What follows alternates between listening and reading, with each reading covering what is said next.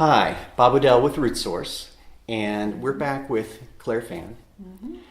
Claire, I had an interesting conversation with you. We happened to meet at a church in Jerusalem, and you were guest speaker. And I knew who you were and introduced myself. And in part of your remarks, when you spoke that day, you spoke about your own attendance of a synagogue in Jerusalem. And I thought it would be interesting for Root Source viewers to hear about that. How did that happen? You came in 1982 into Israel. So can you tell us a little bit of the story? How'd you come to attend? I'd be happy to. So of course we've been here for a long time, 35 years basically, and over that time most of our Jewish friends and colleagues were through the university. We lived in many different places in the city over the course of most of that time, until about 8 years ago when we moved back to French Hill near the Hebrew University. This is the Mount Scopus French Hill area. Right. And we bought a house. And my husband said, you know, we bought this house and I think we need to get to know the neighbors. And I think that one way to do that is, he says for himself, he says, I would like to attend the full cycle of the year at the synagogue here in French Hill, and you know, go through the Torah readings and go through the whole calendar year with the synagogue. Now in French Hill we have a number of synagogues. We have an Orthodox synagogue and we have a conservative synagogue. Israel is different than the United States in the fact that there's only one Reform synagogue in the city in Jerusalem that I'm aware of. And let's just take a quick parentheses here. Just explain the difference in general between Orthodox, Conservative, and Reformed. Right. Well, those are like three big categories Right. of contemporary Judaism. Right. In the United States, throughout most of the states, you're going to encounter Reform Jews who have... That's the largest. That's the group. largest group, and they are very proud of their Jewish identity and heritage, but in terms of practice, they probably have less strictures about keeping kosher and doing various things. But a vibrant, wonderful community contributing much to society, and that's who we meet the most. And also, we have, in certain parts of the United States, large Orthodox communities, Right. which people readily identify with the black hats, the black coats, the prayer curls, etc. Right. So in New York and places in Florida and perhaps in Los Angeles as well, there are larger Orthodox communities who are very, very conservative in their practice, very strict in their observance of Shabbat and of the Sabbath. For example, they won't drive in their neighborhoods. They will not turn a light on. Right. And so we've seen that. And in the middle, you have what is called the conservative movement, the Masorti movement, which is like a modern re-examination, reincorporation of Jewish tradition as well as identity in their lives. So the conservative movement And this is not politically conservative. And no, that really has no none relation. of these terms have anything No to do with relation, politics. yes. These have to do with relationship to the halakha, the observance, and to how they live out their Jewish life. And so the conservative movement is probably the smallest group of Jews in the United States compared to the Reform or the Orthodox. But here they're making a tremendous impact. And even when I visited my daughter in Virginia Beach, where she's studying, we found the conservative synagogue there and went on the Sabbath. And we actually met people who had lived here in Jerusalem for a number of years and who knew people that we knew, and it was like small world. So the conservative movement is based on certain principles, of course, of observance and of study of Torah and of tikkun olam, which is to try to have a positive impact on the world, in trying to heal a broken world.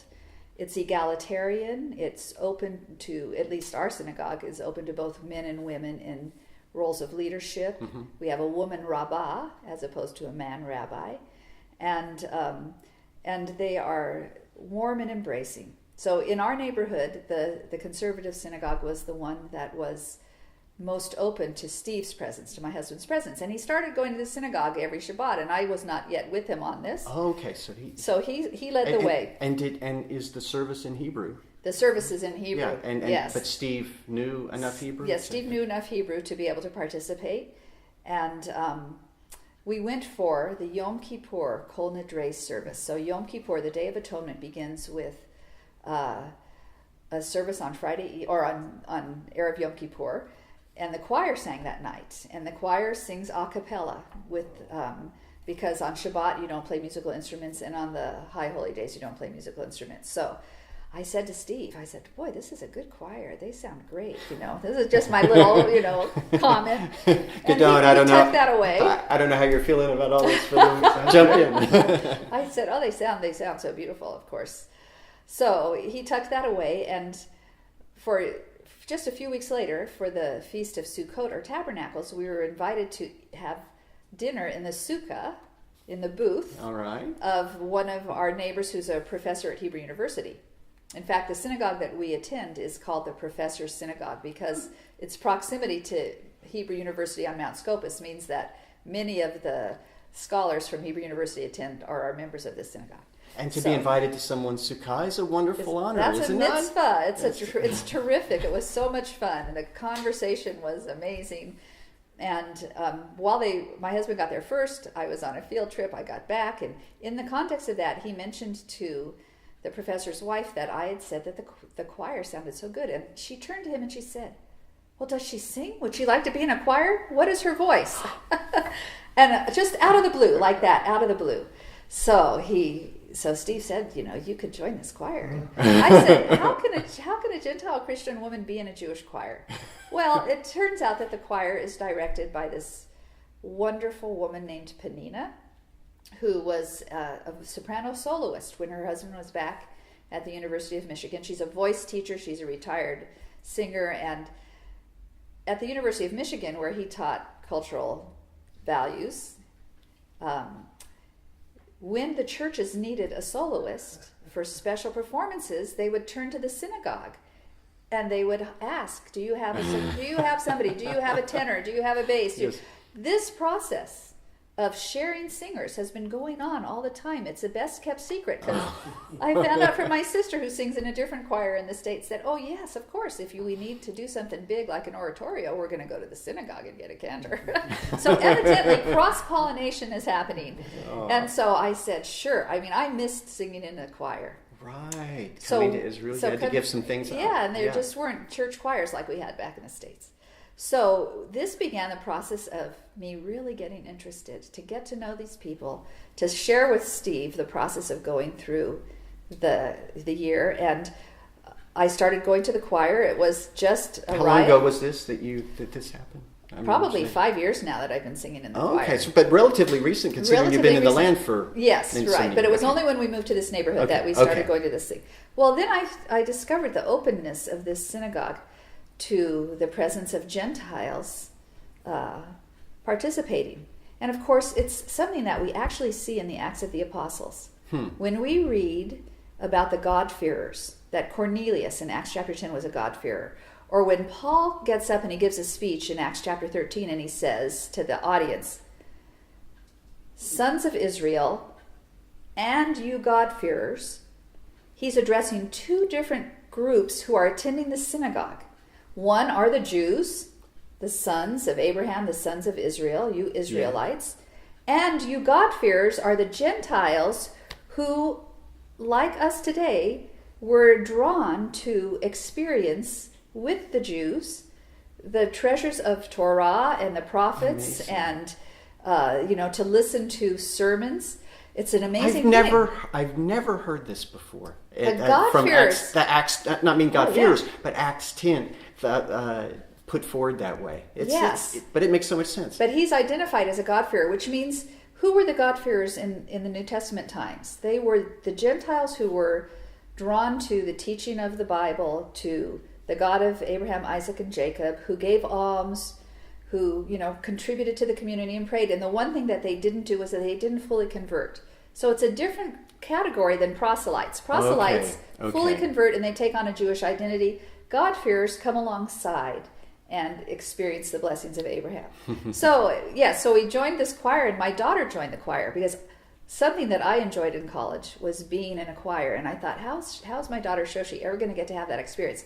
But she got to be in this choir and sang with me for 3 years before she went back to the States. So we got to be in the soprano section, and everything we're singing is usually in Hebrew. Once in a while we do a song in English, but primarily we're singing in Hebrew. And the music, of course, is written from left to right. But Hebrew is written from right to left. How does so there you go. That's another fun question. Another right? coming together. So usually we transliterate it into English syllables since that flows easier, and then we put the Hebrew below at the bottom so we can see what the words mean. And it's really a joy because we don't sing every Shabbat. We sing for special occasions, like a bar mitzvah or some other special event that's happening on Shabbat. And then we also do concerts for old age homes, rehabilitation centers. We had concerts for Tu B'Shvat, which is the celebration of the budding of the trees and the coming of spring. Okay. Yeah, and or for Holocaust Memorial Day and for Independence Day, we sing as well in those contexts. So it reaches out to all kinds of categories of people and all kinds of events. As I listen to your story, I hear something of the heart of God. You have given up a lot to come to Israel, and I think in our lives the Lord gives us a path to walk that often there's sacrifice,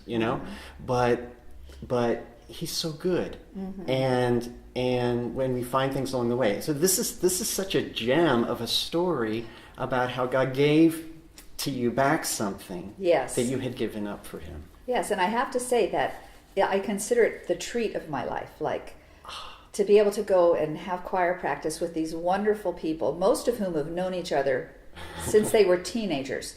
The Synagogue in French Hill is full of Americans and Canadians who immigrated in the 70s with their kids, but many of them met at Camp Ramah and all these different camps, the Jewish summer camps.